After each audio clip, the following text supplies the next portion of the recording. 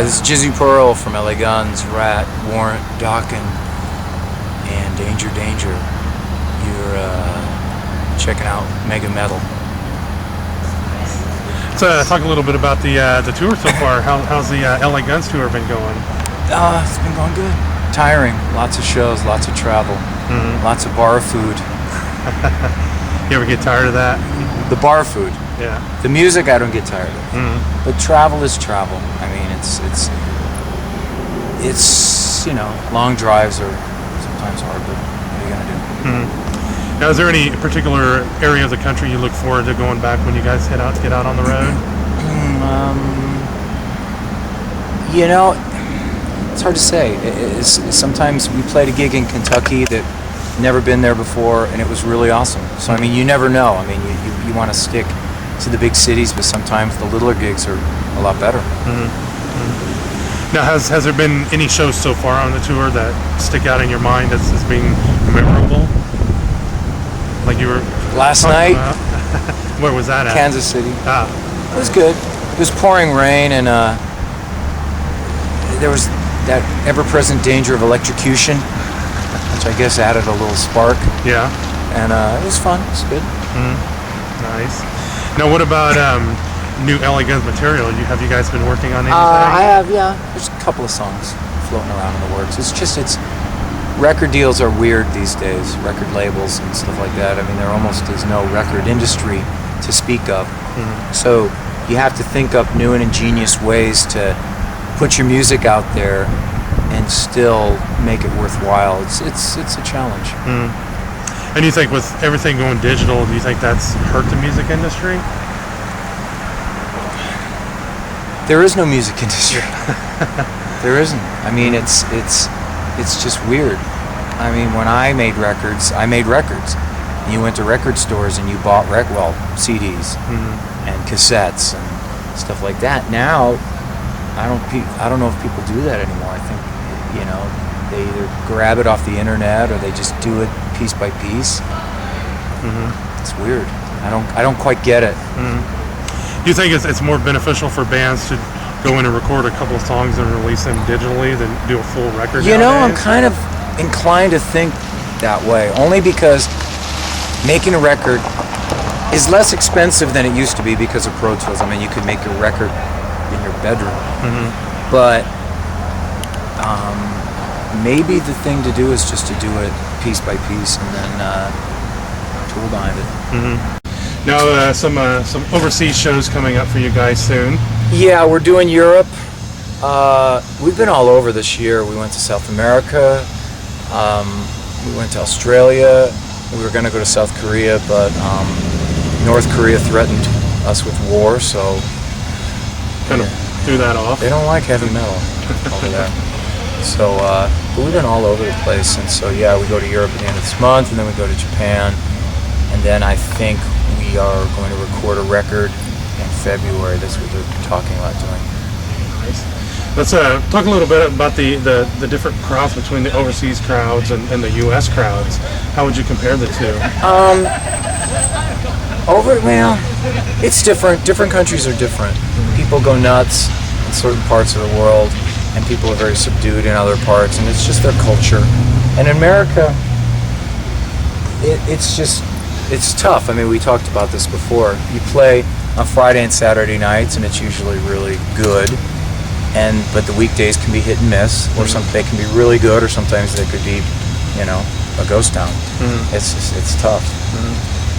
Now, is there any particular place overseas that you enjoy going and playing? Well, I like playing in England, only because my band Love Hate was popular there, and so I have a lot of people there that dig that music and dig that history. So I always like going over there at least once a year.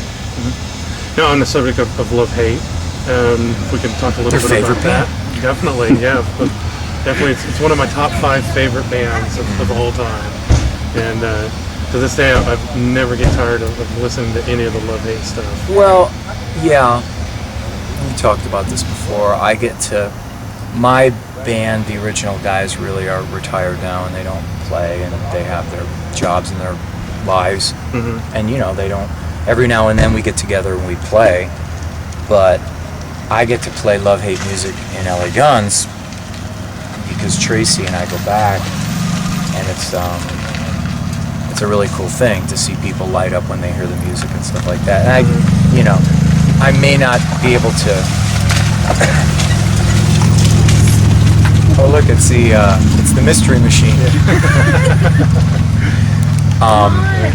I may not be able to have enough people to do a Love Hate tour, but I get to play Love Hate music for people all over the country, and that's awesome. Now, on the subject of Love Hate, and I'm sure you have a place in your heart for all of the songs that you created. Do you have a particular favorite Love Hate song? Well, I like the Blackout record. That's my favorite record, and all those songs are really cool. So, but I mean, Blackout in the Red Room is a great song. It's so simple. That's one of the few records, in my opinion, that you don't have to hit the fast forward button through. You can listen to it and hit repeat, and it's a solid record from start to finish. There's not a weak song on that. The thing about it that was cool was that we were never a prefab band. We never wrote songs to please record companies or chicks, or you know what I mean. We just did what we did, and it took us a little longer to get a record deal. You know, all our friends were getting record deals before us, and it was lame because you kept having to congratulate people when you're really just bitter and getting pissed. Yeah. You know, because thinking when is our turn going to come up? So it took us a little bit longer because we were a little bit more. We were more distinct, I guess. We were a little less typical heavy rock or whatever. But it took us longer. But then we got to do our music the way we got to do our music, and that's why the Red Room record sticks out and stands out 20 years later, is because it has its own flavor. You know what I mean? We were able to do that.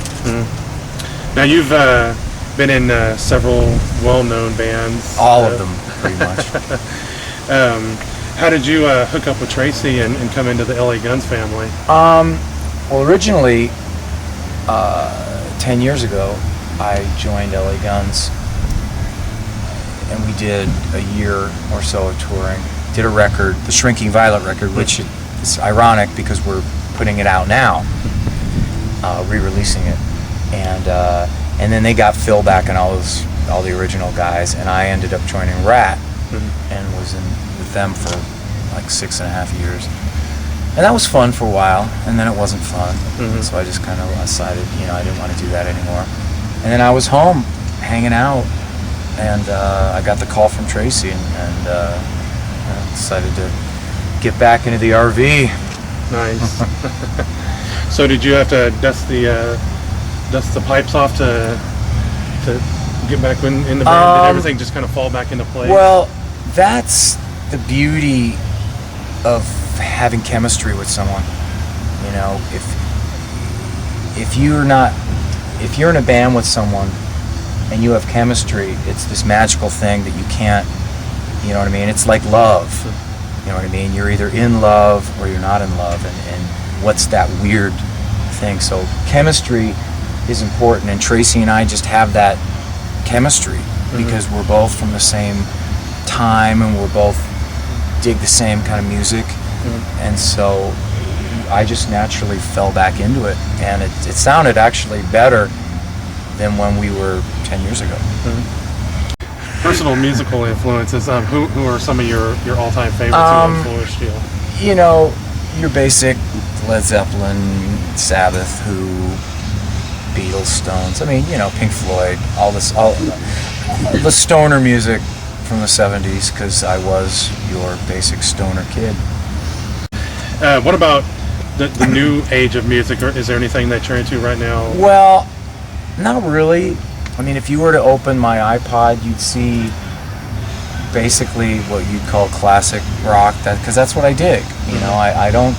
I hear this new music, and it's not that I don't think it's good, but it's just, it's kind of like country music, you know what I mean? It's just, you're either into it and you're clued into it, or you're not, and I'm just kind of, I listen to it and it kind of, they all kind of sound the same. I mean, they're all heavy and they're all talking about, their dicks.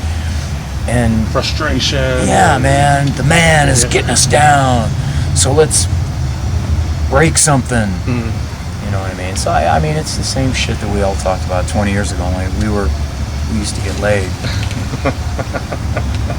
Nice. Now, we talked a little bit earlier about all the social network sites out there and everything, and do you think that is a good thing for bands?